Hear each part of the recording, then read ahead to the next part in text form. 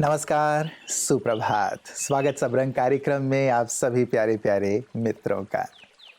मित्रों, हम बचपन से ही एक बात सुनते आ रहे हैं कि जीवन हार और जीत का खेल है। लेकिन इस हार और जीत के बीच एक जो बहुत ही महत्वपूर्ण सा तत्व है, वो है कोशिश।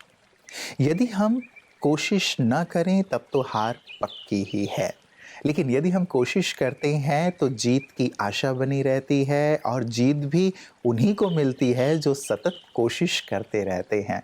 इसीलिए कवि ने भी कहा है, कोशिश करने वालों की कभी हार नहीं होती।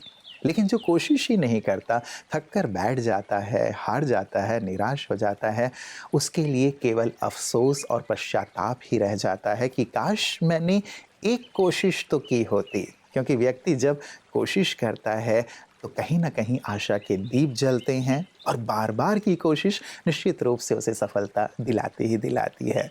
आज इसी पर है आज का हमारा संदर्भ वाक्य। आइए सुनते हैं। कोशिश कच्चा तो अफसोस पक्का। हम जानते हैं कि फल स्वादिष्ट बनता है अपनी मिठास से, और कच्चापन उसकी अपरिपक्वता की निशानी होती है जो कहीं भी स्वीकृत नहीं होती। कुछ इसी तरह जो गुण किसी भी कार्य को सफलता की तरफ अग्रसर करे उसे कोशिश कहते हैं, और जितनी अधिक कोशिश उतनी सफलता निश्चित, यही हमारा मंत्र होना चाहिए। लेकिन कई परिस्थितियों में हम अथक प्रयास नहीं करते, उसके विपरीत भाग्य के भरोसे परिणाम को छोड़ देते हैं। यही होती है कोशिश की कमी। फलस्वरूप हमें वो अधूरा फल प्राप्त होता है जो सफलता के मीठे फल से हमें वंचित करता है। तब हमें अफसोस के अलावा कुछ भी प्राप्त नहीं होता। इसीलिए हमेशा याद रखिए कि जितना अथक प्रयास उतना ही ज्यादा और सुंदर उसका फल। मित्रों, लॉ ऑफ अट्रैक्शन के बारे में हम सब ने सुना है और ये पूरी तरह से साइंटिफिक है। जब कभी हम किसी भी चीज़ के बारे में सोचते हैं तो जैसे उस चीज़ का आह्वान करते हैं, चाहे वो अच्छा है या बुरा है। आप थोड़ी देर के लिए सोच के देख सकते हैं कि जब आप अपने जीवन के किसी गहरे घाव या अफसोस भरी क्षणों को याद करते हैं तो आंखें नम हो जाती हैं, आप बहुत ही उदास हो जाते हैं। लेकिन जब कभी आप किसी आशा भरी या खुशी भरी क्षणों को याद करते हैं तो वही अनुभूति जीवंत हो उठती है। ऐसे ही भविष्य में हम जो भी चाहते हैं अपने तन के साथ, मन के साथ, संबंध के साथ, जीवन के साथ, क्यों ना ऐसे ही सुंदर दृश्य निर्मित किया करें और ऐसे ही संकल्प निर्मित किया करें ताकि हम उन चीज़ों को अपनी ओर आकर्षित कर सकें। और यही चीज़ स्वास्थ्य के साथ भी है मित्रों। अपने स्वास्थ्य के लिए हमेशा ही आशावादी और सकारात्मक बने रहें कि मैं संपूर्ण स्वस्थ हूँ और संपूर्ण स्वस्थ रहूँगा ही। फिर भी विंटर का समय चल रहा है। कल भी हमने बात की थी कि विंटर में किस प्रकार की प्रॉब्लम्स होती हैं और क्या-क्या सावधानियाँ रखी जाएँ। हम डॉक्टर प्रेमसन जी के साथ आज पुनः हाजिर हैं कुछ सुंदर टिप्स लेकर। लेकिन हाँ, जो बात मैंने कही उस पर भी ज़रूर गौर कीजिएगा, हमेशा सकारात्मक और आशावादी हर चीज़ के लिए।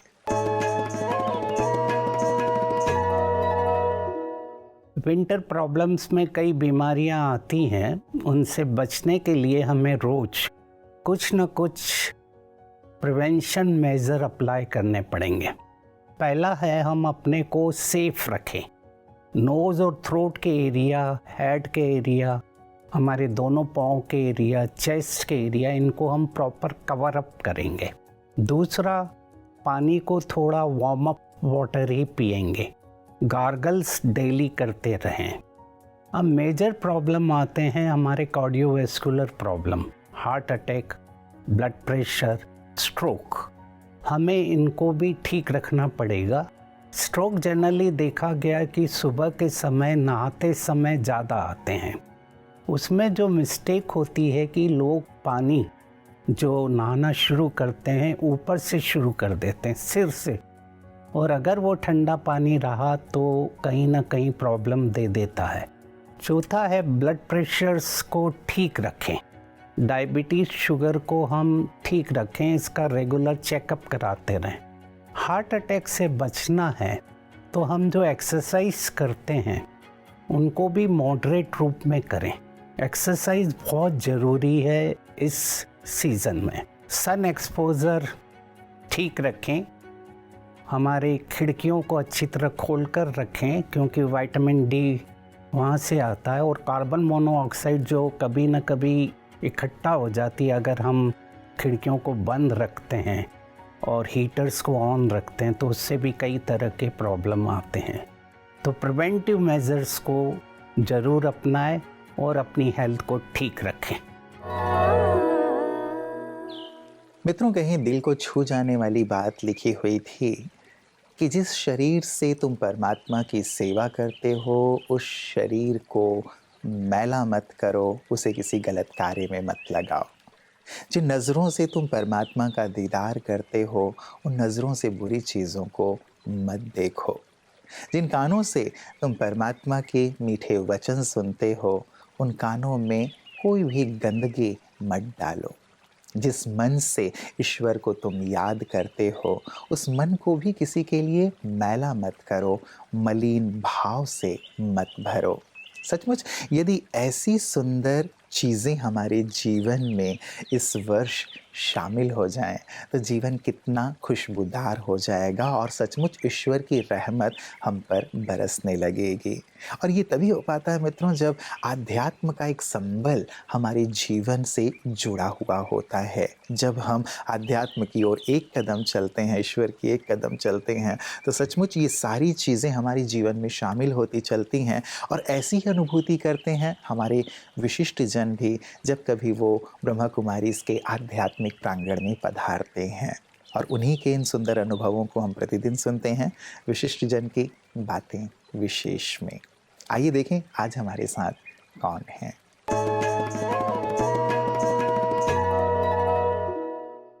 आज जब मैं आई, मैं सब जगह गई। यहाँ की शांति को मैंने महसूस किया, यहाँ की पवित्रता को मैंने महसूस किया, यहाँ की सात्विकता को मैंने महसूस किया।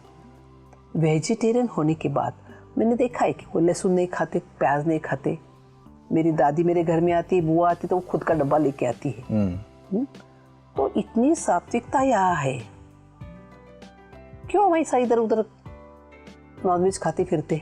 तो मुझे ऐसा लगा मुझे बदलना चाहिए। मैं तो नहीं खाती लेकिन फिर भी मुझे बदलना है। वहाँ वो बॉक्स रखे हुए थे, क्या आपको छोड़ना है? षड्रिपु जो है, काम और क्रोध मद मोह मत्सर, हाँ, किसके ऊपर आपको, सबके ऊपर आपको विजय पाना है। तो मैंने मेरा आत्म परीक्षण किया कि मुझे क्या छोड़ना है। तो मैं तो बहुत इतने बड़े कारोबार संभालते हुए मुझे बहुत क्रोध आ जाता है। कोई उचित काम नहीं करता है तो मुझे बहुत क्रोध आ जाता है। मैं बोलती हूँ फिर उनको, मैं बोला कि ये मैं अच्छे वाणी में भी बोल सकती हूँ ना। वही तो यही मुझे बदलना है। लेकिन मैंने प्रॉमिस नहीं किया उधर। मैंने बोला पहले मुझे प्रयत्न करना है कि मुझे खुद को बदलना है। मैंने ये आत्म परीक्षण किया कि यहाँ से मैं क्या लेके जाऊंगी। तो मैं यहाँ की मिठास लेके जानी है, यहाँ की सात्विकता लेके जानी है। सात्विकता तो मैं नॉनवेज खाती ही नहीं, फिर भी जो सात्विक भाव मैंने दीदी के यहाँ देखा, दादी के यहाँ देखा, दादी जी के मैंने दर्शन किए, ये तो अनुभव मेरे लिए बहुत अनमोल क्षण था। मेरे लिए हृदय मोहिनी और जानकी दीदी दोनों का अनुभव मेरे लिए, तो बाबा जी की कृपा होगी कि आज संयोगवश मैं यहाँ आ गई।